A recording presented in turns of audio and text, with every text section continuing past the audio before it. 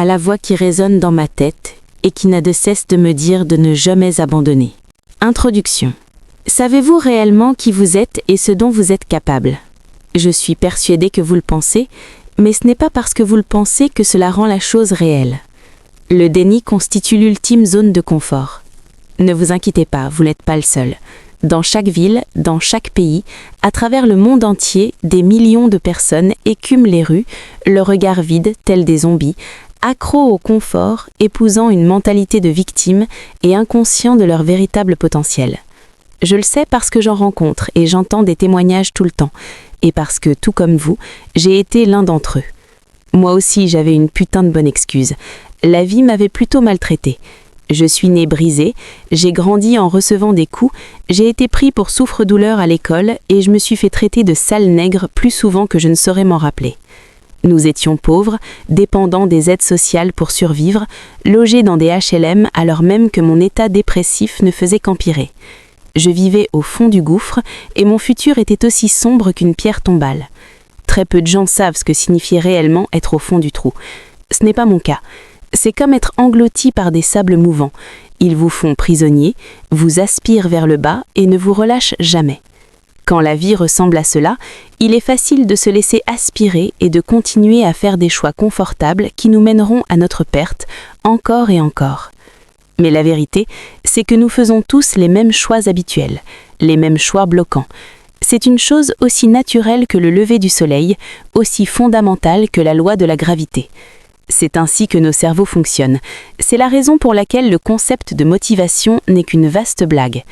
Même les discours les plus galvanisants, les programmes les plus inspirants ne peuvent servir que de rustine temporaire. Ça ne reprogramme pas votre cerveau. Ça n'amplifie pas votre voix, pas plus que ça ne transforme votre vie. La motivation n'y change strictement rien. Les mauvaises cartes que j'avais reçues dans ma vie m'appartenaient à moi seule. Et c'était à moi seule de régler le problème. Je suis donc allée à la rencontre de la douleur, je suis tombée amoureux de la souffrance et j'ai fini par me métamorphoser, passant de l'état d'étron le plus minable de toute cette planète à celui d'homme le plus résistant jamais créé par Dieu. En tout cas, c'est ce que je me disais à moi-même. Il y a de fortes chances pour que vous ayez eu une enfance plus heureuse que la mienne et que vous disposiez même d'un train de vie plutôt confortable en ce moment. Mais qui que vous puissiez être, quels que puissent être vos parents ou qu'ils furent, où que vous viviez, quoi que vous fassiez comme boulot, quoi que vous possédiez, vous ne vivez sans doute qu'à 40% seulement de vos capacités. Pas de quoi pavoiser. Nous avons tous le potentiel d'être beaucoup plus que cela. Il y a quelques années, j'ai été invitée à participer à un colloque au Massachusetts Institute of Technology. Je n'avais jamais mis les pieds dans un amphithéâtre d'université en tant qu'étudiant. J'avais à peine réussi à achever mon cursus de lycéen, et voilà que j'étais reçue dans l'une des universités les plus prestigieuses du pays, afin d'y débattre avec quelques autres conférenciers de la force mentale. À un moment au cours du débat, un éminent professeur du Massachusetts Institute of Technology déclara que nous avions tous des limites génétiques, comme des plafonds de verre. Il y aurait certaines choses qu'il nous serait impossible d'accomplir, quelle que puisse être la force mentale dont nous aurions doté. Quand nous atteignons ce plafond génétique, affirma le professeur, la force mentale sort de l'équation. Dans le public, tout le monde semblait accepter sa version de la réalité, car ce professeur déjà âgé était réputé pour avoir fait de longues recherches sur la force mentale. C'était l'œuvre de sa vie, mais c'était surtout un gros ramassis de bêtises. Et en ce qui me concernait, j'avais l'intime conviction qu'il enrobait son charabia d'un vernis scientifique afin de mieux nous baratiner. J'étais demeuré silencieux jusque-là, mal à l'aise parce que j'étais entouré de toutes ces personnes plus intelligentes que moi, mais quelqu'un dans le public remarqua la tête que je faisais et me demanda si j'étais d'accord avec ce qui venait d'être dit. Et moi, quand on me pose une question directe, je réponds sans détour. Il y a des précisions à apporter quand on connaît le sujet en le vivant plutôt qu'en l'étudiant, lancez-moi, avant de me tourner vers le professeur. Ce que vous affirmez est peut-être vrai pour la majorité des gens, mais certainement pas pour 100% d'entre eux. Il y aura toujours ce 1% d'entre nous prêt à accomplir tout ce qu'il faudra pour déjouer l'adversité. J'ai poursuivi en exposant les enseignements que j'avais tirés de mes propres expériences, en disant qu'importe qui pouvait devenir une toute autre personne et réussir à faire ce que des experts auraient qualifié d'impossible, mais que cela exigeait du cœur, de la volonté et un mental à toute épreuve. Héraclite, le philosophe né dans l'Empire perse au 5e siècle avant Jésus-Christ, ne s'était pas trompé quand il a écrit sur les hommes sur le champ de bataille. Il écrit « Sur n'importe quel groupe de 100 hommes, 10 ne devraient même pas être là. 80 autres ne serviront que de cible, 9 autres seront de véritables combattants, et nous aurons de la chance de les avoir parce que ce sont eux qui décideront du sort de la bataille. Ah, et le dernier, l'unique, c'est un guerrier. Dès votre premier souffle, la mort devient une possibilité, de même qu'il vous est possible de puiser en vous-même pour devenir ce guerrier unique. Mais il vous revient de vous équiper pour les batailles qui vous attendent. Vous êtes le seul à pouvoir contrôler votre esprit, une chose nécessaire pour connaître une vie ponctuée d'accomplissements dont la plupart des gens pensent qu'ils sont hors de leur portée. Je ne suis pas un génie comme ces professeurs du Massachusetts Institute of Technology, mais je suis ce guerrier unique. Et ce récit que vous allez découvrir, l'histoire de ma vie chaotique, vous dévoilera un parcours déjà éprouvé vers la maîtrise de soi. Il vous permettra de vous confronter à la réalité, de vous considérer responsable de vos actes, d'apprendre à surmonter la douleur et à aimer ce que vous redoutez, d'apprécier vos échecs à leur juste valeur, de vivre votre plein potentiel et de découvrir qui vous êtes réellement. Les êtres humains évoluent à travers la connaissance, les habitudes et les récits. À travers mon récit, vous apprendrez ce dont peuvent être capables le corps et l'esprit quand ils sont poussés au maximum de leur capacité, et comment y parvenir. Car quand vous en avez la volonté, quel que soit ce qui se profile devant vous, que ce soit le racisme, le sexisme, les injures, un divorce, une dépression, une obésité, une tragédie ou la pauvreté, tout cela peut devenir le moteur de votre métamorphose. Les étapes qui suivent sont une sorte d'algorithme évolutif, un algorithme qui permet de surmonter les obstacles, de briller de gloire et de trouver la sérénité. J'espère que vous êtes prêts. Il est temps de partir en guerre contre vous-même. Chapitre 1. J'aurais dû être une statistique. Nous nous étions retrouvés en enfer, au cœur d'un quartier magnifique. En 1981, Williamsville offrait ce qu'il y avait de mieux en termes de propriété foncière à Buffalo, dans l'État de New York. Les rues arborées et paisibles étaient bordées de chaque côté par de belles demeures abritant des citoyens modèles. Des médecins, des avocats, des cadres supérieurs travaillant dans des aciéries, des dentistes ou des joueurs de football professionnels vivaient là avec leur épouse et leurs adorables 2,2 enfants. Les voitures étaient neuves, les rues balayées, les possibilités offertes infinies. Nous parlons bien là de vivre et de respirer le rêve américain. L'enfer se trouvait sur une parcelle d'angle au coin de Paradise Road. C'est là que nous vivions, dans une maison à 1 étage et 4 chambres. Une maison de bois blanche avec ses 4 piliers encadrant un porche qui donnait sur la plus grande et la plus belle des pelouses de Williamsville. Nous avions un véritable potager à l'arrière, ainsi qu'un garage 2 places, l'une pour une Rolls-Royce Silver Cloud de 1962, l'autre pour une Mercedes 450 SLC, mais nous possédions aussi une Corvette noire de 1981 garée dans l'allée. Tous ceux qui habitaient sur Paradise Road vivaient en haut de la chaîne alimentaire, et en juger par les apparences, la plupart de nos voisins pensaient que nous, la famille Goggins, qualifiée d'heureuse, se trouvaient en première ligne de cette opulence. Mais les surfaces vernies réfléchissent bien plus les choses qu'elles ne les révèlent. Ils nous voyaient surtout les matins de la semaine, tous rassemblés dans l'allée à 7 heures. Mon père, Tronis Goggins, n'était pas très grand, mais il était séduisant et bâti comme un boxeur.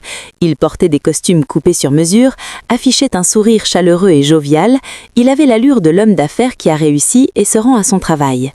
Ma mère, Jackie, une femme slate et magnifique, avait 17 ans de moins que lui, tandis que mon frère et moi étions bien propres sur nous, vêtus d'un jean et d'un polo pastel monogrammé Isode, le cartable sur le dos, comme tous les autres écoliers. Les écoliers blancs. Dans notre version d'une Amérique opulente, chaque allée menant à un garage était une scène de théâtre, à partir de laquelle signes de tête, embrassades et gestes de la main étaient échangés tandis que les parents et les enfants partaient à leur tour pour le bureau ou pour l'école. Les voisins voyaient ce qu'ils voulaient bien voir. Personne ne cherchait à creuser trop profondément. Ce qui était une bonne chose. La vérité, c'est que la famille Goggins venait d'y passer une nouvelle nuit entière dans le ghetto, et que si Paradise Road était l'équivalent de l'enfer, je vivais avec le diable en personne. Dès que nos voisins refermaient leurs portes ou tournaient à l'angle de la rue, le sourire de mon père se transformait dans un rictus. Il aboyait ses ordres avant d'aller se rendormir pour 1 heure, mais nous n'en avions pas fini. Mon frère, Tronis Junior, et moi devions aller à l'école, et il revenait à notre mère, qui n'avait pas dormi de la nuit, de nous y conduire. J'étais au CP en 1981 et je nageais en plein brouillard, littéralement. Non pas parce que les matières étaient difficiles, du moins pas encore, mais parce qu'il était impossible de me rester réveillée. La voix chantante de ma professeure était comme une berceuse à mes oreilles, mes armes croisées sur le bureau comme un oreiller, et ses remarques sèches, qu'elle me surprit une fois en train de rêver, comme une sonnerie de réveil malvenue et impossible à s'éteindre. Les enfants à cet âge-là sont de véritables éponges.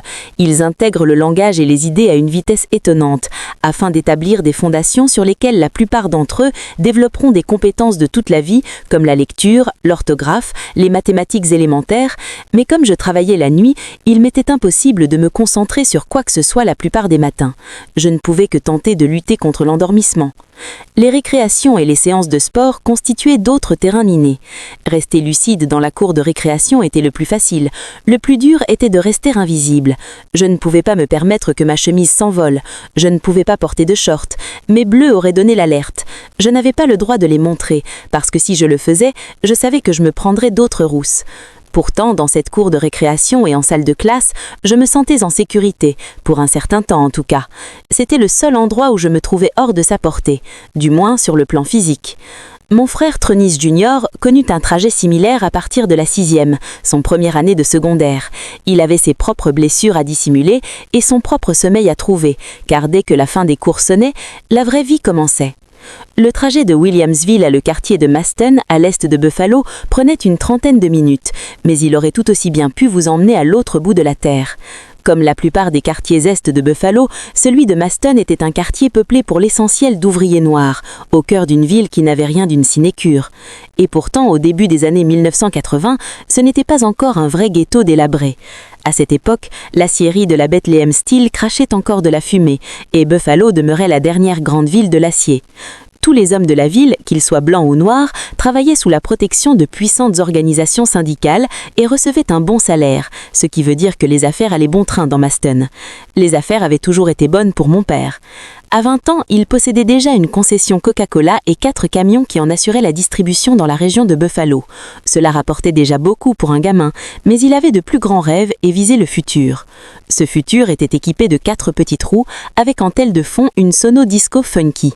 Quand une boulangerie industrielle du quartier mit la clé dessous la porte, il loua le bâtiment et fit construire une des premières pistines de patinage intérieur de Buffalo. Accélération rapide sur 10 ans, et nous voilà entre-temps avec Skateland qui a été relocalisé dans un bâtiment sur Ferry Street, lequel s'étend presque sur tout un pâté de maisons au cœur du quartier de Maston. Tronis a ouvert un bar au-dessus de la piste, qu'il a surnommé l'Espace Vermillon. C'était l'endroit où il fallait se montrer à Buffalo Est dans les années 1970, et c'est là qu'elle avait rencontré ma mère alors qu'elle n'avait que 19 ans et qu'il en avait 36. C'était la première fois qu'elle se retrouvait loin de chez elle. Jackie était élevée dans la religion catholique. Tronis étant le fils d'un pasteur, il connaissait suffisamment bien les éléments de langage pour se faire passer pour un croyant, ce qu'elle avait trouvé séduisant. Mais soyons honnêtes, elle l'avait trouvé séduisant aussi parce qu'elle était complètement ivre. Mon frère Tronis Junior vit le jour en 1971.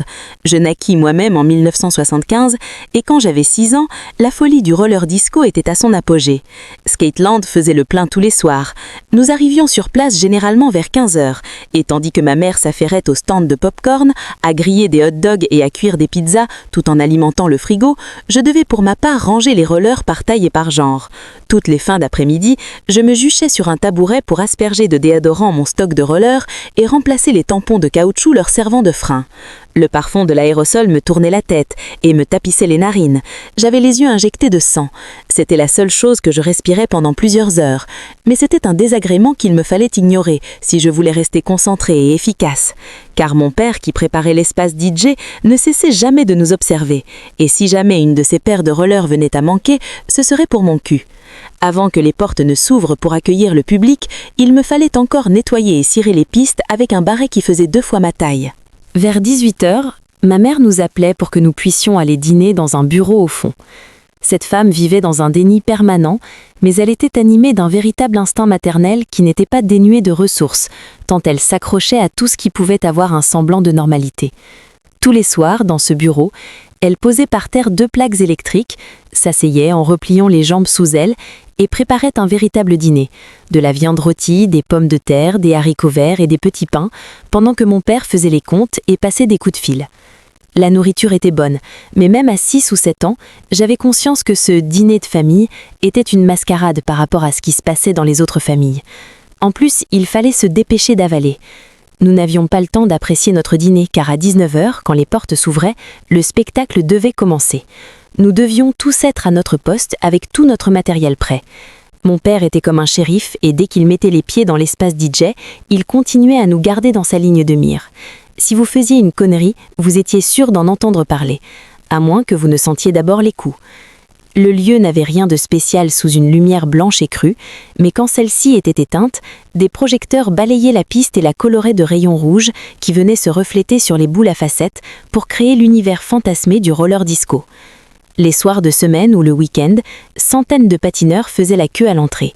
Ils venaient la plupart du temps en famille, payant les 3 $ de frais d'entrée et les 50 cents pour la location de rollers avant d'accéder à la piste. Je m'occupais de la location des rollers et assumais seul ce rôle. Je transportais mon tabouret partout avec moi, comme une béquille. Si je ne m'en servais pas, les clients ne pouvaient même pas me voir derrière mon comptoir. Les rollers de grande taille étaient rangés en bas, sous le comptoir, mais les plus petites pointures étaient rangées si haut sur les étagères qu'il me fallait une échelle pour y accéder, ce qui faisait toujours rire les clients. Maman était la seule et unique caissière.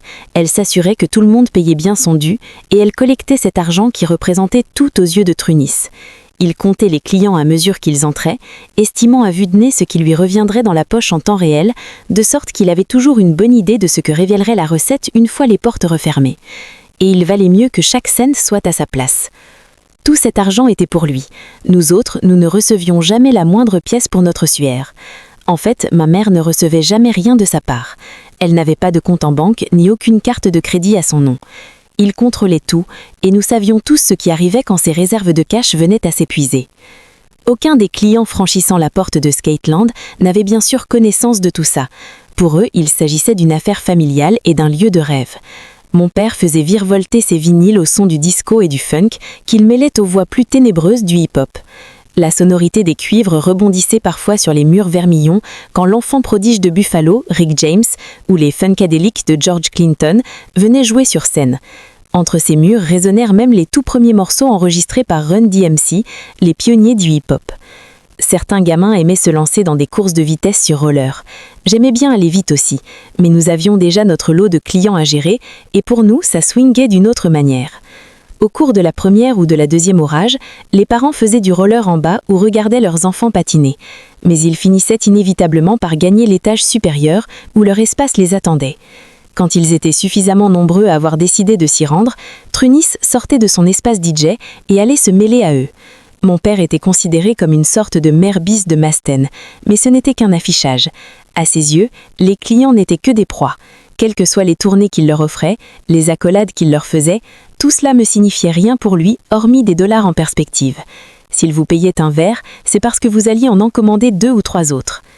Bien que nous ayons connu notre lot de nuits blanches ou de journées de 24 heures lors de marathons du roller, les portes de Skateland fermaient généralement à 22h.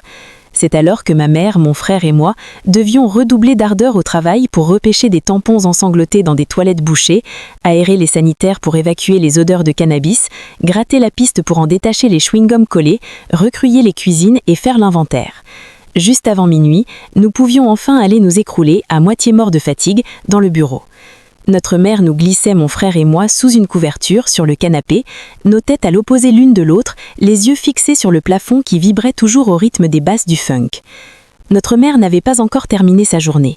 Sitôt qu'elle mettait un pied dans le bar, Trunis lui faisait nettoyer le sol ou l'envoyait à la cave comme une mule chercher des caisses de bouteilles d'alcool. Mon père avait toujours de menus tâches à lui confier et elle ne cessait jamais de s'activer tandis qu'il l'observait du coin de son comptoir, à partir duquel il surveillait toute la scène. Durant cette période, Rick James, un natif de Buffalo et l'un des plus proches amis de mon père, avait pris l'habitude de passer nous voir chaque fois qu'il descendait en ville, garant son Excalibur sur le trottoir d'en face. Sa voiture était comme un panneau d'affichage annonçant qu'un mec super blindé se trouvait à l'espace Vermillon. Ce n'était pas la seule célébrité à nous faire l'honneur de sa présence. O.J. Simpson était à l'époque l'une des plus grandes vedettes de la National Football League et lui et ses camarades de l'équipe des Buffalo Bills étaient des clients réguliers, de même que Teddy Pendergrass et Sister Sledge. Si ces noms ne vous disent rien, renseignez-vous. Peut-être que si j'avais été plus âgée, ou que mon père avait été quelqu'un de bien, j'aurais éprouvé certaine fierté à vivre ce type de moment. Mais les gamins ne se moquent pas de cette vie-là. C'est comme si nous étions tous nés avec une boussole morale parfaitement réglée, quels que soient nos parents et quoi qu'ils puissent faire. Quand vous avez 6 ou 7 ans, vous avez déjà conscience de ce qui est bien et de ce qui ne l'est pas vraiment. Et quand vous êtes né au milieu d'un ouragan de terreur et de pouleurs, vous savez que les choses ne devraient pas se passer comme ça. C'est une vérité implacable qui vous tourmente permanemment, comme une écharpe qui serait plantée dans votre esprit. Vous pouvez choisir de l'ignorer, mais cela n'empêchera pas cette sensation désagréable de perdurer, alors que vos jours et vos nuits finiront par se mélanger dans le flou de votre mémoire. Certains moments resteront gravés, et l'un d'eux que je pense à cet instant me hante toujours. Une nuit, ma mère arriva au bar de Skateland avant d'y être attendue et découvrit mon père occupé à draguer une femme qui devait avoir 10 ans de moins qu'elle. Trunis, voyant que ma mère le regardait, lui répondit par un haussement d'épaule tandis qu'elle s'enquillait 2 shots de Johnny Walker Red pour se calmer les nerfs, mais sans cesser de le fixer droit dans les yeux. Mon père nota sa réaction et ne l'apprécia pas du moins. Ma mère savait comment les choses se passaient. Elle savait que Trunis dirigeait un réseau de prostitution de l'autre côté de la frontière à Fort Erie, au Canada. Une résidence d'été participant au président d'une grande banque de Buffalo lui servait de bordel éphémère. Il présentait les banquiers de Buffalo à ses filles quelquefois qu'il avait besoin d'une nouvelle ligne de crédit, et ses prêts ne tardaient pas à lui être accordés. Ma mère savait que la jeune femme qu'elle observait était une de ses poulines. Elle l'avait déjà vue auparavant. Un jour, elle était entrée dans le bureau pour les découvrir en train de baiser sur le canapé, celui-là même où elle faisait dormir ses enfants tous les soirs. Quand elle les avait découverts, la femme lui avait souri. Mon père avait haussé les épaules. Non, ma mère n'ignorait pas ce qui se passait, mais le voir de ses propres yeux était toujours plus douloureux. Aux alentours de minuit, ma mère s'en alla, escortée par un des gardes du service de sécurité pour faire un dépôt à la banque. L'homme l'implora de quitter mon père. Il lui recommanda de partir la nuit même. Peut-être savait-il ce qui allait se passer ? Elle aussi le savait, mais il ne lui était pas possible de s'enfuir car elle ne disposait d'aucune ressource lui permettant d'être indépendante et elle n'allait pas nous abandonner dans les mains de mon père. En outre, elle ne disposait d'aucun droit sur le patrimoine commun, puisque Trunis n'avait jamais voulu l'épouser, ce qui avait toujours représenté une énigme qu'elle commençait tout juste à résoudre. Ma mère était issue d'une famille de classe moyenne, avec la tête sur les épaules, et elle avait toujours été vertueuse. Mon père, qui lui en voulait pour cela, traitait mieux ses putes que la mère de ses enfants, et au final, il avait réussi à la piéger. Elle était à 100% dépendante de lui. Si elle voulait partir, il lui faudrait s'en aller à pied, juste avec ses vêtements sur le dos.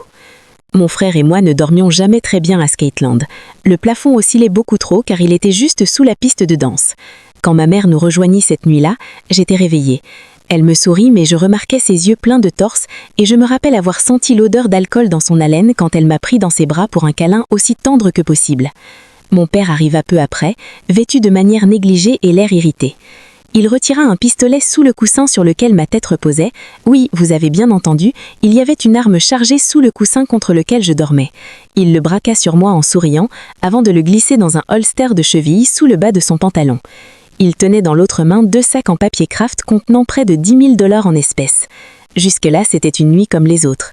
Mes parents n'échangèrent pas un mot sur la route du retour, mais on sentait la tension monter entre deux. Ma mère se gara dans l'allée de notre maison sur Paradise Road juste avant 6 heures du matin, soit relativement tôt d'après nos standards. Trunis, sorti de la voiture en trébuchant, entra dans la maison, coupa l'alarme, puis posa les sacs de billets sur la table de la cuisine et monta à l'étage.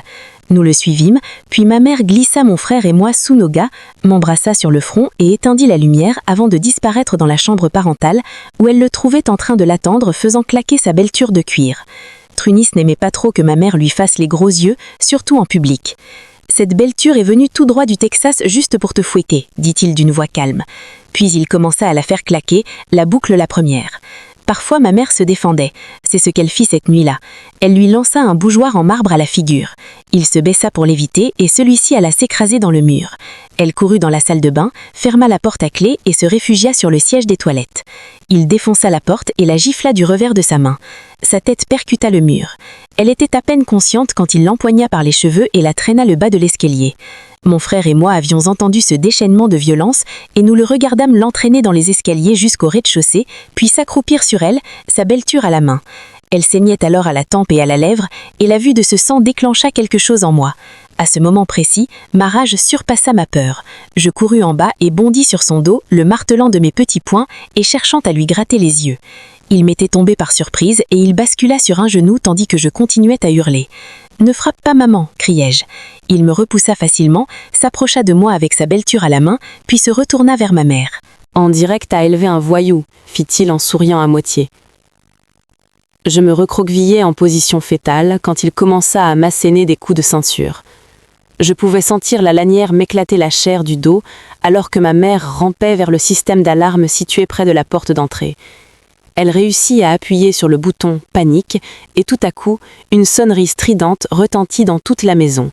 Mon père se figea, regarda en direction du plafond, s'essuya le front d'un revers de manche, inspira profondément, passa la ceinture autour de sa taille et referma la boucle, puis regagna l'étage pour se purger de toute sa monstruosité et de sa haine. La police était en route, et il le savait. Le répit de ma mère fut de courte durée.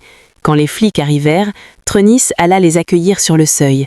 Ils jetèrent un coup d'œil par-dessus son épaule en direction de ma mère, qui se tenait à quelques pas derrière lui, le visage tuméfié et la peau marbrée de traces de sang coagulé. Mais c'était une autre époque. Il n'existait pas alors de mouvement MeToo. Cette connerie n'existait pas, et ils ignorèrent ma mère. Trenis leur dit que c'était beaucoup de bruit pour rien, juste quelques règles de discipline à rappeler au sein du couple. « Regardez-moi cette maison, est-ce que j'ai l'air de maltraiter ma femme ?» demanda-t-il. « Je lui offre des manteaux de fourrure, des bagues en diamant, je me casse le cul pour lui offrir tout ce qu'elle veut et elle me balance un bougeoir en marbre à la figure. Elle est trop gâtée. » Les policiers ricanèrent avec lui quand il les reconduisit à leur voiture. Ils partirent sans poser la moindre question à ma mère. Il ne recommença pas à la frapper ce matin-là. Il n'en avait plus besoin. Les dégâts psychologiques avaient fait leur œuvre. À partir de ce moment-là, il nous parut évident que pour Trenis et la police, la chasse était ouverte et que nous étions le gibier. Au cours de l'année suivante, notre programme ne changea guère et les coups continuèrent à pleuvoir tandis que ma mère faisait de son mieux pour survivre dans ces ténèbres, éclairées parfois de rares raies de lumière. Elle savait que je voulais devenir scout, alors elle m'inscrivit dans la meute locale. Je me revois enfilant la chemise bleue à boutons de Louveteaux un samedi matin. J'étais fière de porter un uniforme et de savoir que pendant quelques heures, j'allais pouvoir faire semblant d'être un gamin comme les autres. Ma mère souriait, tandis que nous nous dirigions vers la porte. Ma fierté et son sourire n'étaient pas motivés par le seul fait de rejoindre ce club de scouts. Ils provenaient d'une source plus profonde. Nous faisions enfin quelque chose pour nous dans cet univers morbide. C'était la preuve que nous comptions et que nous n'étions pas complètement impuissants. C'est alors que mon père revint de l'espace Vermillon. « Vous allez où tous les deux ?» demanda-t-il en me fixant. Je baissai les yeux vers le sol, ma mère se racla la gorge. « J'emmène David à sa première réunion de scouts, répondit-elle d'une voix douce. « C'est ce que tu crois. » Je relevai les yeux et il éclata de rire quand il vit que je pleurais. On va au champ de course. Moins d'une heure après, nous arrivions à Batavia Downs, une piste de trot attelé, le genre d'hippodrome où les jockeys conduisent leurs chevaux depuis une sorte de carriole tractée dans leur dos. Mon père attrapa le bulletin des courses dès que nous passâmes le portail d'entrée. Pendant des heures, nous le regardions tous les trois placer pari sur pari, fumer comme un pompier, boire du whisky et enchaîner les scandales, tandis que tous les chevaux sur lesquels il avait parié n'étaient pas capables de finir classés.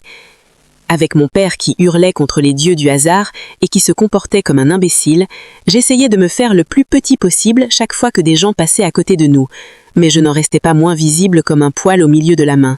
J'étais sans doute le seul scout noir qu'ils aient jamais vu et ma tenue de louveteau avait tout d'un déguisement pour imposteur. Ce jour-là, Trenis perdit des milliers de dollars et il n'en put de se taire sur le trajet du retour, la voix cassée par les nuages de nicotine engloutis toute la journée. Mon frère et moi étions serrés l'un contre l'autre sur la banquette arrière, et chaque fois qu'il crachait par la fenêtre, son molar atterrissait sur mon visage. Chaque goutte de sa salive écœurante me brûlait la peau comme un venin et augmentait ma haine.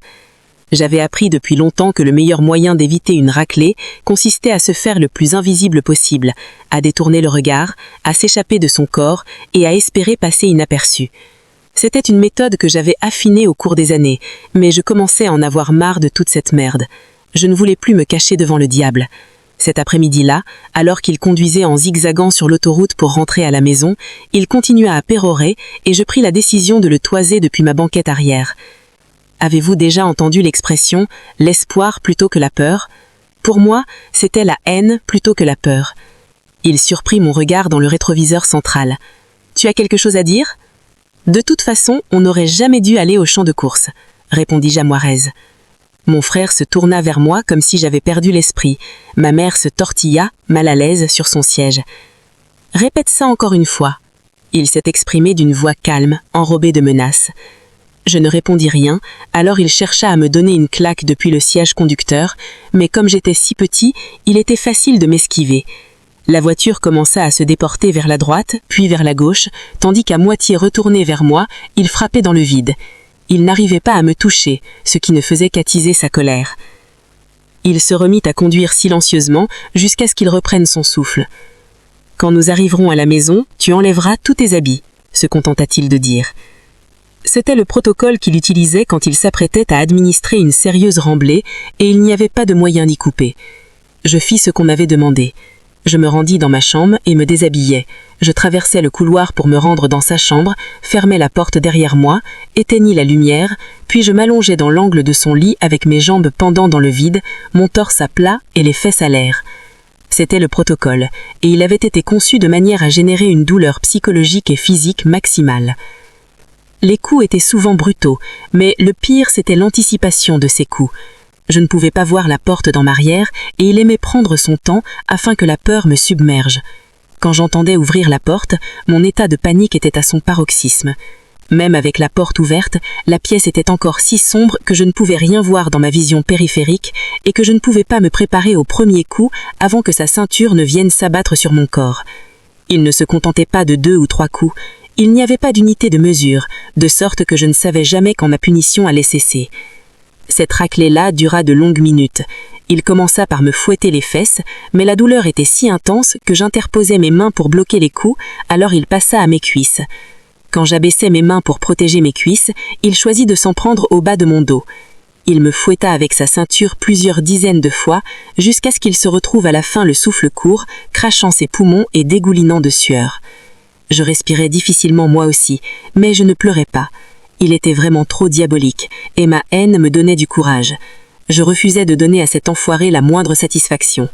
Je me contentais de me lever, de le regarder droit dans les yeux, puis de repartir en boitant vers ma chambre, avant de m'observer dans un miroir. J'étais couvert de marques d'une coue au pli des cuisses. Je ne parus pas à l'école pendant plusieurs jours. Quand vous vous faites brutaliser de manière continue, l'espoir finit par s'envoler. Vous réprimez vos émotions, mais votre trauma s'exprime de manière inconsciente. Après avoir subi elle-même ou été témoin de nombreuses raclées, cette séance en particulier plongea ma mère dans une sorte de brouillard permanent.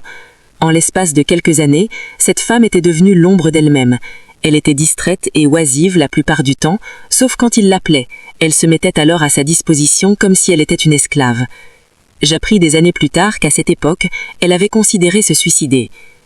Mon frère et moi, nous nous défoulions l'un sur l'autre. Nous prenions place, assis ou debout, l'un en face de l'autre, et il me balançait des coups de poing aussi forts qu'il pouvait. Ça commençait généralement comme un jeu, mais il avait 4 ans de plus que moi. Il était beaucoup plus fort, et il n'hésitait pas à faire usage de toute sa force. Chaque fois que je tombais par terre, je devais me relever pour qu'il me frappe encore, de toutes ses forces, hurlant à la manière d'un pratiquant d'arts martiaux, les traits déformés par la rage. « Tu ne m'as pas fait mal, c'est tout ce que t'es capable de faire ?» hurlai-je en retour. Je voulais lui dire que je pouvais encaisser plus de souffrance qu'il ne serait capable de m'infliger. Mais quand venait l'heure de s'endormir et qu'il n'y avait plus de combat à mener, plus d'endroit où se cacher, je mouillais mon lit, presque tous les soirs. Le quotidien de ma mère était une leçon de survie. Elle avait toujours entendu dire qu'elle était nulle, alors elle commença à en être persuadée. Tout ce qu'elle faisait avait pour seul objectif d'apaiser la colère de mon père, qu'il ne tabasse pas ses enfants ou qu'il ne la fouette pas. Mais il y avait comme des trappes invisibles dans son monde, et elle ne savait pas quand ou comment elle avait pu les déclencher avant qu'il ne se mette à la frapper. À d'autres moments, elle savait à l'avance qu'elle allait recevoir des coups. Un jour, je revins en avance de l'école en raison d'une douleur insupportable à l'oreille, et j'allais me coucher sur le lit de mes parents, à l'emplacement de ma mère, mon oreille gauche me faisant incroyablement mal. À chaque lancement, ma haine ne faisait que grandir. Je savais que je n'irais pas chez le médecin, puisque mon père ne voyait pas l'intérêt de dépenser de l'argent chez un médecin ou un dentiste. Nous n'avions pas d'assurance santé, pas de pédiatre ni de dentiste. Si nous tombions malades ou que nous nous blessions, on nous disait de serrer les dents, car il était hors de question que mon père paie pour quelque chose qui ne lui profiterait pas directement. Notre santé n'entrait pas dans ce cadre, et ça me mettait hors de moi. Au bout d'une demi-heure environ, ma mère est montée à l'étage pour voir si j'allais mieux, et quand je me suis retournée sur le dos, elle a vu du sang couler le long de mon neck et venir tacher l'oreiller. « Ok, ça suffit comme ça, dit-elle. Tu viens avec moi. » Elle m'a fait sortir du lit, m'a habillée et m'a aidé à marcher jusqu'à sa voiture. Mais avant même qu'elle ne pût démarrer le moteur, mon père nous tomba dessus. « Vous comptiez aller où comme ça ?»« Aux urgences, » répondit-elle en tournant la contacteur. Il voulut se pencher pour l'arracher, mais elle écrasa l'accélérateur et l'abandonna dans un nuage de poussière. Furieux, il retourna dans la maison d'un pas lourd, claqua la porte derrière lui et aboya après mon frère. « Fils, va me chercher un Johnny Walker. » Trenis Junior lui apporta aussitôt une bouteille de Red Label et un verre du minibar. Il le remplissait et le remplissait encore, regardant mon père écluser verre après verre, chacun nourrissant son brasier intérieur. « David et toi, vous devez être forts, » affirma-t-il. « J'ai pas envie d'élever des fatottes, et c'est ce que vous deviendrez si vous allez chez le toubib chaque fois que vous avez un petit... » Vous avez un petit bobo, tu comprends? Mon frère ne put qu'acquiescer, pétrifié par la peur. Ton nom de famille, c'est Goggins, et on se fout de tout. À en croire le médecin que nous vîmes cette nuit-là, ma mère m'avait amené aux urgences juste à temps. Mon infection était si avancée que j'aurais perdu l'ouïe de mon oreille gauche si nous avions attendu plus longtemps. Elle avait risqué sa vie pour la mienne, mais nous savions tous deux qu'elle ne manquerait pas d'en payer le prix fort. Nous reprîmes la route de la maison dans un silence de mort. Quand nous débouchâmes sur Paradise Road, mon père était toujours en train de fulminer à la table de la cuisine et mon frère toujours en train de lui servir à boire. Trenis Junior avait peur de notre père, mais en même temps il vénérait cet homme et était comme ensorcelé par lui. En tant qu'aîné des garçons, il avait droit à un meilleur traitement. Ça n'empêchait Trenis de se déchaîner contre lui, mais quelque part dans son esprit tordu, il n'en considérait pas moins Trenis Junior comme son prince. « Quand tu seras grand, je voudrais te voir te comporter comme un homme de la maison, » déclara Trenis, « et ce soir tu vas voir comment un homme se comporte. » Quelques instants après notre retour, Trenis se déchaîna sur notre mère, mais mon frère fut incapable de regarder. Chaque fois que les raclées dégénéraient en ouragan de violence, il partait se réfugier dans sa chambre. Il préférait ne pas contempler les ténèbres, car la vérité était trop difficile à supporter. Moi, je ne la quittais pas des yeux. Au cours de l'été, nous ne bénéficiâmes d'aucun répit de la part de Trenis, mais mon frère et moi apprîmes à faire du vélo et à rester éloignés le plus longtemps possible de la maison. Un jour, je revins pour le déjeuner et entrai à mon habitude par le garage. Mon père dormait généralement comme un sonneur l'après-midi, et j'avais donc imaginé que la voie serait libre. J'avais tort. Mon père était paranoïaque. Il trempait dans tellement d'affaires louches qu'il se faisait forcément des ennemis. Il avait rebranché l'alarme après notre départ. Quand j'ouvris la porte, les alarmes se mirent à retentir et mon estomac s'affaissa. Je me figeais, reculai contre le mur et guettais les bruits de pas. J'entendis les marches grincer et je sus que j'étais foutu. Il descendit l'escalier dans sa robe de chambre marron, le pistolet à la main. Il traversa la salle à manger avant d'arriver dans le salon, son arme braquée devant lui. Je vis le canon du pistolet apparaître lentement dans l'angle de la pièce. Dès qu'il eut fini de découper son angle, il me découvrit à près de 6 mètres de distance, mais il n'abaissa pas son arme pour autant. Il me visa droit entre les 2 yeux. Je ne cessais de le fixer, le regard aussi neutre que possible, les pieds solidement ancrés dans le sol. Il n'y avait personne d'autre dans la maison, et une partie de moi aurait aimé qu'il presse la détente. À cette époque de ma vie, je ne me souciais plus de savoir si j'allais vivre ou mourir. Je n'étais qu'un gosse des 8 ans à bout de force qui en avait marre d'être terrifié par son père et en avait aussi sa claque de Skateland. Au bout de quelques minutes, il abaissa son canon et fit demi-tour pour regagner sa chambre. Il était désormais évident que quelqu'un allait laisser sa peau à Paradise Road. Ma mère savait où Trenis rangeait son calibre .38. Parfois, elle chronométrait ses déplacements et le suivait, imaginant alors comment les choses pourraient se dérouler. Elles prendraient chacune leur voiture pour se rendre à Skateland, elle récupérerait son calibre sous le coussin du coussave avant qu'il arrive lui-même au bureau, elle nous ramènerait tôt à la maison, nous mettrait au lit et l'attendrait près de la porte d'entrée avec le pistolet à la main. Quand elle entendrait sa voiture arriver, elle franchirait la porte et le tuerait dans l'allée, laissant son corps dehors jusqu'à ce que le livreur de lait le découvre. Ses oncles, ses frères, parvinrent à l'ensuéder, mais ils s'accordaient à dire qu'elle devait faire quelque chose de radical, sinon ce serait son cadavre à elle qu'on laisserait trouver dehors. Ce fut une vieille voisine qui lui offrit un moyen de s'en sortir. Betty avait vécu de l'autre côté de la rue et était restée en contact avec ma mère après son déménagement. Elle avait 20 ans de plus qu'elle et la sagesse qui va avec cet âge. Elle encouragea ma mère à préparer un plan d'évacuation plusieurs semaines à l'avance. La première étape consistait à obtenir une carte de crédit à son nom. Cela nécessitait qu'elle regagne la confiance de Trenis car elle avait avoir besoin de sa signature. Betty rappela à ma mère qu'il fallait garder leur amitié secrète. Pendant plusieurs semaines, Jackie fit son numéro de charme à Trenis, le traitant comme elle l'avait fait quand elle était une beauté de 19 ans avec des étoiles dans les yeux. Elle parvint à lui faire croire qu'elle l'admirait toujours, et quand elle glissa sous ses yeux un formulaire de demande de carte de crédit, il déclara qu'il serait heureux d'augmenter un peu son pouvoir d'achat. Quand la carte arriva dans le courrier, ma mère caressa les angles à travers l'enveloppe de papier, tandis qu'un immense soulagement la gagna. Elle ouvrit l'enveloppe et tint la carte à bout de bras pour l'admirer. La carte brillait tel un ticket gagnant. Quelques jours plus tard, elle entendit mon père parler d'elle en de très mauvais termes au téléphone avec l'un de ses amis, alors qu'il prenait son petit déjeuner avec mon frère et moi à la table de la cuisine. Ce fut le déclic. Elle s'approcha de la table et lâcha. « Je quitte votre père. Vous deux, vous pouvez rester ou choisir de partir avec moi. » Mon père en resta bouche bée. Mon frère aussi. Mais pour ma part, je bondis de ma chaise comme si elle venait de prendre feu.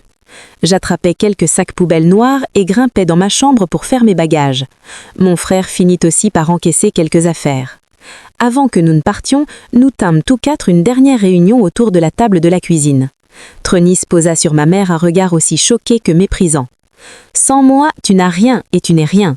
Tu n'as aucune éducation, tu n'as pas d'argent et pas de futur. D'ici 1 an, tu feras le trottoir. » Il fit une pause, puis il se tourna vers mon frère et moi. « Vous deux, vous allez devenir des flottes. Et surtout, Jackie, ne pense pas que tu pourras revenir ici. Il me faudra pas plus de 5 minutes après ton départ pour trouver une femme qui te remplacera. » Elle acquiesça et partit. Elle lui avait sacrifié sa jeunesse, son âme, désormais c'était terminé. Elle empaqua le minimum d'affaires. Elle lui laissa les manteaux de fourrure et les bagues de diamants. Pour ce qu'elle en avait à faire, il pourrait toujours les offrir à sa prochaine pétasse. Trenis nous regarda charger nos affaires dans la Volvo de ma mère, le seul véhicule qu'il possédait et ne conduisait jamais. Ma mère démarra lentement et il resta d'abord imperturbable, mais avant que nous ne tournions au coin de la rue, je pus voir Trenis rentrer dans le garage. Ma mère écrasa alors la pédale de l'accélérateur. Rendons-lui hommage, elle avait envisagé toutes sortes d'éventualités. Elle avait imaginé qu'il pourrait la suivre, alors elle ne prit pas la direction de l'autoroute qui nous aurait conduits jusqu'à chez ses parents en Indiana. En lieu de cela, elle se dirigea vers la maison de Betty, au bout d'une route en cours de construction dont Trenis ignorait lui-même jusque l'existence. Le garage de Betty était ouvert quand nous arrivâmes. Nous nous garâmes à l'intérieur. Betty referma aussitôt la porte et tandis que Trenis passait en trombe sur l'autoroute dans sa corvette afin de nous pourchasser, nous attendîmes juste sous son nez jusqu'à ce que la nuit finisse par tomber. Nous savions qu'à cette heure-là, il serait retourné à Skateland pour l'ouverture. Il n'allait pas risquer de passer à côté de quelques dollars, quels que puissent être les enjeux. Les choses se gâtèrent à environ 150 km de Buffalo, quand la vieille Volvo commença à perdre de l'huile. Le pot d'échappement commença à cracher de gros clots blagues de fumée noire, ce qui fit paniquer ma mère. Jusque-là, elle avait réussi à tenir coup, à enfouir sa peur au plus profond d'elle-même, à la dissimuler derrière un masque lui permettant de faire bonne figure, jusqu'à ce que ce nouvel obstacle apparaisse et qu'elle perde absolument tous ses moyens. Des larmes inondèrent son visage. « Que vais-je faire ?» interrogea ma mère en ouvrant des yeux comme des soucoupes. Mon frère, qui n'avait jamais vraiment voulu partir, lui conseilla de faire demi-tour. J'étais assis sur le siège passager.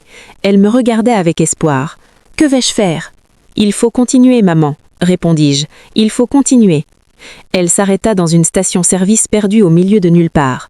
Hystérique, elle se précipita vers une cabine téléphonique et appela Betty. « Je n'y arriverai pas, Betty, » lui dit-elle. « La voiture est tombée en panne. Je dois retourner. » « Où es-tu » demanda Betty d'une voix calme. « Je n'en sais rien, » répondit ma mère. « Je n'ai aucune idée de l'endroit où je me trouve. » Betty lui demanda de trouver un pompiste, il y en avait un dans toutes les stations-service à l'époque, et de lui passer le combiné.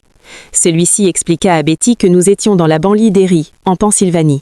Et après que Betty lui ait donné quelques instructions, il tendit le combiné à ma mère. « Jackie, il y a un garage Volvo à Erie.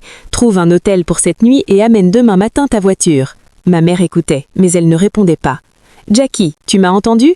Fais ce que je te demande et tout ira bien. »« Ouais, d'accord, » murmura-t-elle, épuisée émotionnellement. Un hôtel, un garage Volvo. J'ai compris. Je ne saurais dire à quoi ressemble Erie aujourd'hui, mais à cette époque, il n'y avait qu'un seul hôtel décent en ville, un Holiday Inn, situé non loin du garage Volvo. Mon frère et moi suivîmes ma mère jusqu'à la réception de l'hôtel où une autre mauvaise nouvelle nous attendait. Il n'y avait aucune chambre de libre. Les épaules de ma mère s'affaissèrent. Mon frère et moi étions plantés à côté d'elle, nos sacs poubelles pleins d'affaires à la main. Nous étions l'image du désespoir, et le réceptionniste s'en aperçut. « Lucille, nous avons quelques lits d'appoint que nous pourrions mettre dans la salle de conférence. Il y a des toilettes à côté que vous pourrez utiliser, mais il faudra partir tôt car nous accueillons une conférence à 9 heures. » C'est avec grande reconnaissance que nous nous couchâmes dans cette salle de conférence, avec sa moquette industrielle et ses lumières fluorescentes au plafond, notre purgatoire personnel. Nous étions en fuite et dans une situation très difficile, mais ma mère n'avait pas flanché. Elle s'allongea sur son lit et contemplait les dalles du plafond jusqu'à ce que nous nous endormions. Elle se glissa ensuite dans l'espace restauration adjacent pour surveiller d'un œil anxieux nos bicyclettes et la route toute la nuit. Nous attendions d'ailleurs un moment dehors quand le garage Volvo ouvrit enfin, ce qui donna juste assez de temps aux mécaniciens pour identifier le problème et obtenir la pièce dont nous avions besoin avant que leur journée de travail ne se termine. Nous quittâmes Erie au cocher du soleil et roulâmes toute la nuit pour finalement arriver chez mes grands-parents en Brésil, en Indiana, 8 heures plus tard. Ma mère était en larmes quand elle gara sa voiture devant leur vieille maison en bois à l'aube, et je pouvais comprendre pourquoi. Notre arrivée marqua une étape importante à ce moment-là, mais aujourd'hui encore. Je n'avais que 8 ans, mais j'entamais déjà le 2e volet de mon existence. Je ne savais pas ce qui m'attendait, ce qui nous attendait, dans cette petite ville rurale du sud-est de l'Indiana, et je m'en fichais pas mal.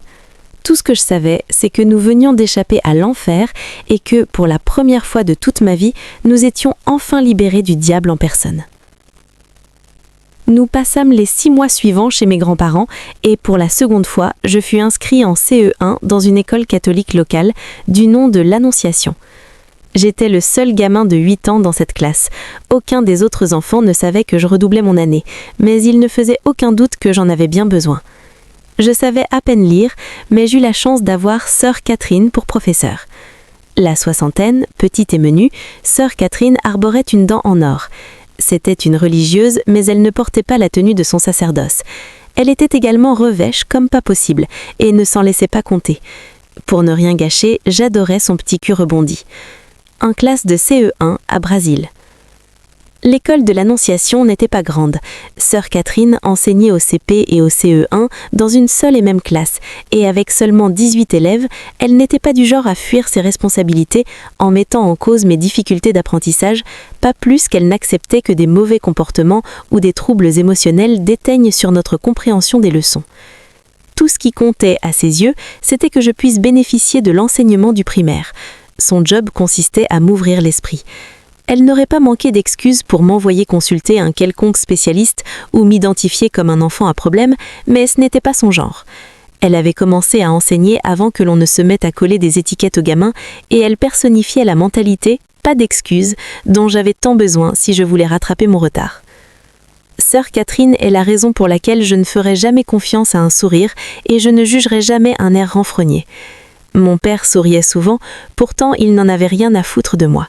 En revanche, Sœur Catherine, la bougonne, se souciait de nous, se souciait de moi. Elle voulait que nous devenions le meilleur de nous-mêmes. Je le sais, car elle n'hésita jamais à faire des heures supplémentaires avec moi, aussi longtemps que nécessaire, afin que je puisse retenir mes leçons. Avant la fin de l'année, j'avais presque rattrapé mon retard en matière de lecture. Trunis Junior ne s'était pas aussi bien adapté. Au bout de quelques mois, il avait exprimé le désir de retourner à Buffalo, où il était redevenu l'ombre de mon père et s'était remis à travailler à Skateland comme s'il ne l'avait jamais quitté.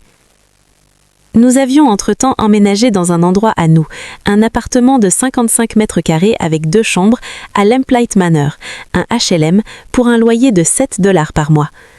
Mon père, qui chaque nuit gagnait plusieurs milliers de dollars, nous envoyait $25 toutes les 3 ou 4 semaines en guise de pension alimentaire, tandis que ma mère gagnait quelques centaines de dollars par mois en travaillant dans un grand magasin. Elle suivait aussi des cours du soir à l'Indiana State University, ce qui coûtait également de l'argent. Afin de combler les trous, il fallut donc s'inscrire pour obtenir une aide sociale, ce qui permit de recevoir $123 par mois ainsi que des bons d'achat alimentaire. Ils lui firent un chèque le premier mois, mais ils la rayèrent de leur liste quand ils découvrirent qu'elle avait une voiture, ce qui la rendait inéligible au programme d'aide.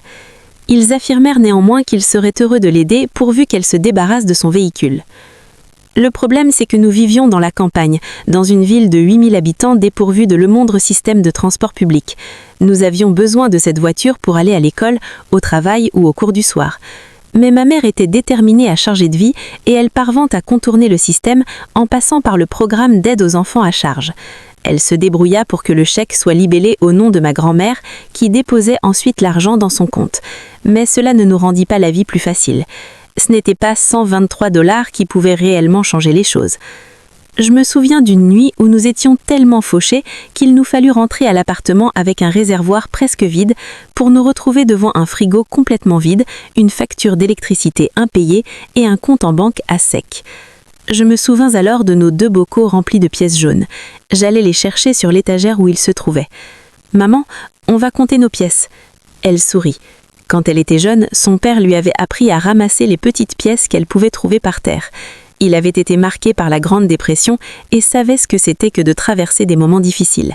« Tu ne sais jamais quand tu pourras en avoir besoin », lui disait-il. Quand nous vivions en enfer, rapportant des milliers de dollars chaque nuit, l'idée même que nous puissions manquer d'argent semblait ridicule, mais ma mère n'avait pas moins conservé ses habitudes d'enfant. Trunis aimait la dénigrer à ce sujet, mais le moment était désormais venu de savoir combien d'argent toute cette ferraille pouvait en représenter. Nous vidâmes les bocaux sur le sol du living et comptâmes tout l'ensemble pour découvrir que nous avions suffisamment pour payer la facture d'électricité, faire un plein et quelques courses à l'épicerie. Nous avions même de quoi nous acheter des hamburgers chez Hardee's sur le chemin du retour. Les temps étaient sombres, mais nous arrivions tout juste à nous en sortir. Mon brigand aîné manquait terriblement à ma mère, mais elle était heureuse de voir m'adapter et me faire de nouveaux amis. L'année scolaire s'était bien déroulée et je n'avais pas une seule fois mouillé mon lit depuis la première nuit que nous avions passée en Indiana. Tout semblait indiquer que j'étais en voie de guérison, mais ça ne veut pas dire que mes démons avaient cessé de me tourmenter. Ils s'étaient tout simplement mis en sommeil et quand ils se réveillèrent, ils n'y allaient pas de l'autre du cuillère. La classe de CE2 fut un véritable choc pour moi, non seulement parce qu'il me fallut apprendre à écrire en cursive alors que j'avais toujours du mal à tracer des lettres capitales, mais aussi en raison de notre professeur. Mademoiselle D n'avait rien à voir avec sœur Catherine. Notre classe était assez grande, une vingtaine d'enfants se répartissant entre CE2 et CE1, mais elle ne gérait pas les choses aussi bien et ne se souciait pas de m'accorder les quelques heures de plus dont j'avais besoin pour suivre le reste. Mes problèmes commencèrent avec le test d'évaluation que nous passâmes juste après la rentrée. Mes résultats furent affligeants. Je me situais bien loin des autres enfants et j'avais du mal à retenir les leçons de la veille, sans même parler de celles de l'année précédente. Sœur Catherine avait perçu ces failles comme étant le signe qu'il fallait que je passe plus de temps avec les élèves les plus faibles et elle m'avait pris sous son aile dans le quotidien. Mademoiselle D voyait les choses différemment. À la fin du premier mois de cours, elle affirma à ma mère qu'il me fallait aller dans une autre école, une école pour enfants ayant des besoins spéciaux. Tous les enfants savent aujourd'hui ce que sous-entend l'expression « besoins spéciaux ». Elle signifie que vous serez montré du doigt jusqu'à la fin de votre misérable vie. Elle signifie que vous n'êtes pas normal. Cette simple menace déclencha quelque chose en moi et je me mis à bégayer dès le lendemain. Le stress et l'angoisse empêchaient désormais les mots que formait mon esprit de sortir de ma bouche et ce handicap était encore plus flagrant à l'école. Imaginez un instant que vous êtes le seul enfant noir dans votre classe et même dans toute l'école et qu'il vous faut supporter jour après jour l'humiliation d'être considéré comme le plus stupide de tous. J'avais l'impression de ne faire ou de dire que des âneries, et cela empira à tel point que plutôt que de répondre à Mademoiselle D en bégayant comme un disque rayé à chaque fois qu'elle m'interrogeait, je me contentais de rester silencieux. Il s'agissait de ne pas s'attirer les moqueries et de sauver la face.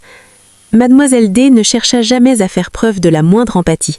La frustration la gagnait rapidement et elle s'en libérait en hurlant sur moi, parfois même en se penchant derrière moi, la main sur le dossier de ma chaise, son visage à quelques centimètres de moi. Elle n'avait aucune idée de ce que contenait la boîte de Pandore qu'elle était en train d'ouvrir. Autrefois, l'école avait été comme un havre de paix, un endroit où la souffrance ne pouvait pas m'atteindre. Mais dans l'Indiana, elle s'était transformée en chambre de torture. Mademoiselle D tâcha de me faire quitter sa classe, avec le soutien de l'administration, mais ma mère fit tout son possible pour s'y opposer.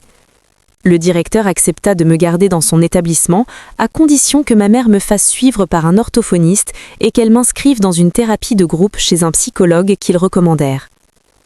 Le bureau du psychologue se trouvait à côté d'un hôpital, ce qui était l'endroit idéal pour amener un gamin à douter de lui-même. On aurait dit un mauvais film. Celui-ci installa 7 chaises en rond autour de lui, mais certains des enfants ne pouvaient pas ou ne voulaient pas rester en place. L'un d'eux portait même un casque car il avait la fâcheuse habitude de se frapper la tête contre les murs. Un autre gamin se leva alors que le psy était en train de parler et se dirigea vers l'autre extrémité de la pièce afin d'aller uriner dans une poubelle. L'enfant assis à côté de moi semblait le plus normal de tous au sein du groupe, mais il n'avait pas hésité à mettre le feu à sa maison. Je me rappelle avoir regardé le psy le premier jour et m'être dit « ce n'est vraiment pas ma place ». Cette expérience fit monter encore de plusieurs crans ma phobie sociale. Mon bégaiement devint incontrôlable. Je me mis à perdre mes cheveux et des taches blanches firent leur apparition sur ma peau noire. Un médecin diagnostiqua un TDAH et me prescrivit de la Ritaline. Mais mes problèmes étaient bien plus complexes que cela. Je souffrais de ce qu'on appelle le stress toxique. Il a été démontré depuis que le genre d'abus physiques et psychologiques auxquels j'avais été exposée entraîne de nombreux effets collatéraux chez les jeunes enfants en raison de la croissance et du développement rapide du cerveau au cours de l'enfance. Si au cours de ces années-là, votre père n'est qu'un sombre salopard déterminé à briser tous ceux qui se trouvent dans le foyer familial, votre niveau de stress grimpe en flèche et peu que ces épisodes de stress se reproduisent souvent, il devient possible de les relier les uns aux autres à la manière de sommets montagneux. Cette ligne de crête devient votre nouvel environnement. Elle installe les enfants dans un mode combattre ou fuir permanent. La mentalité combattre ou fuir peut se révéler un outil formidable dans la mesure où elle vous incite en situation de danger à vous battre jusqu'au bout ou au contraire à partir en courant, mais elle ne peut en aucun cas constituer un mode de vie permanent. Je ne suis pas le genre de gars à vouloir tout expliquer par des raisonnements scientifiques, mais les faits sont là. J'ai lu que des pédiatres estimaient que le stress toxique faisait plus de dégâts parmi les enfants que la polio ou la méningite. Je sais pour l'avoir vécu que cela conduit à des difficultés d'apprentissage et à une phobie sociale, car en croire les médecins, cela limite l'acquisition de langage et le développement de la mémoire, ce qui rend impossible même pour les meilleurs élèves de se souvenir de tout ce qu'ils ont déjà appris. Sur le long terme, quand des gamins comme moi grandissent, ils se retrouvent confrontés à des risques accrus de dépression, de maladies cardiaques, d'obésité et de cancer, sans même parler des dérives liées au tabac, à l'alcool ou aux drogues. Les enfants victimes de mauvais traitements dans le foyer ont 53% de chances supplémentaires d'être arrêtés en tant que délinquants juvéniles. Les probabilités qu'ils commettent des crimes une fois adultes sont accrues de 38%. J'aurais pu servir de publicité pour cette expression générique que nous connaissons tous, un enfant à risque. Ma mère n'élevait pourtant pas un voyou, il suffisait de regarder la réalité en face. Si quelqu'un m'avait placé sur le chemin de l'autodestruction, c'était Trunis Goggins. Je ne restai pas longtemps dans ce groupe de thérapie et je ne pris pas non plus de Ritaline.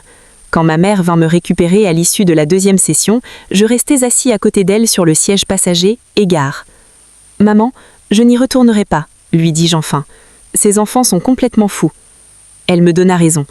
Mais j'étais toujours un gamin cabossé, et bien que des moyens aient été prouvés quant à la manière d'enseigner et de gérer des enfants souffrant de stress toxique, il serait honnête de dire que Mademoiselle D n'en avait jamais été informée. Je ne peux pas la blâmer pour son ignorance. Dans les années 80, la science n'était pas aussi avancée qu'elle l'est aujourd'hui. Tout ce que je sais, c'est que sœur Catherine se coltait les mêmes gamins déglingués que Mademoiselle D, mais qu'elle maintenait un certain niveau d'exigence et ne laissait pas sa frustration prendre le pas su.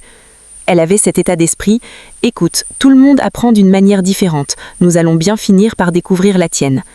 Elle en avait déduit qu'il fallait me répéter les choses, que j'avais besoin de résoudre le même problème encore et encore, de différentes manières afin d'apprendre, et qu'elle avait conscience que cela prenait du temps.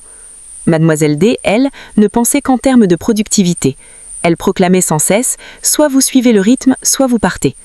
Pour ma part, je me sentis acculée.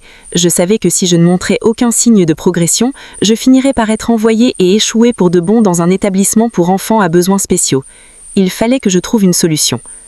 Je commençais donc à tricher systématiquement. Si apprendre était compliqué pour moi, surtout avec mon cerveau détraqué, en revanche, j'étais un sacré bon tricheur. Je recopiais les devoirs maison de mes amis et lorgnais sur leurs copies durant les interrogations écrites. Je trichais même pour les tests d'évaluation qui n'avaient aucun impact sur mes notes. Et cela marcha. Une moyenne en augmentation constante calma Mademoiselle D et permit à ma mère de ne plus recevoir de coups de fil de la part de l'équipe encadrante.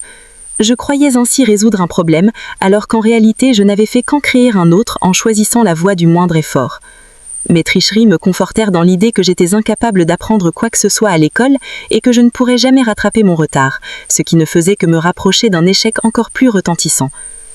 La chance que je bénéficiais durant ces années passées à Brésil, c'est que j'étais trop jeune pour imaginer le genre de préjudice auquel j'allais bientôt être confrontée dans ce qui était devenu ma nouvelle ville de Plouc. Chaque fois que vous êtes le seul de votre genre, vous courez le risque d'être poussé dans vos tranchements, considéré avec suspicion, méprisé, harcelé et maltraité par des ignorants. La vie est ainsi, et c'était d'autant plus vrai à l'époque. Le temps que cette réalité finisse par me sauter à la gorge, mon existence s'était transformée en un putain de fortune cookie. À chaque fois que j'en ouvrais un, le message à l'intérieur était le même. Tu es né pour échouer.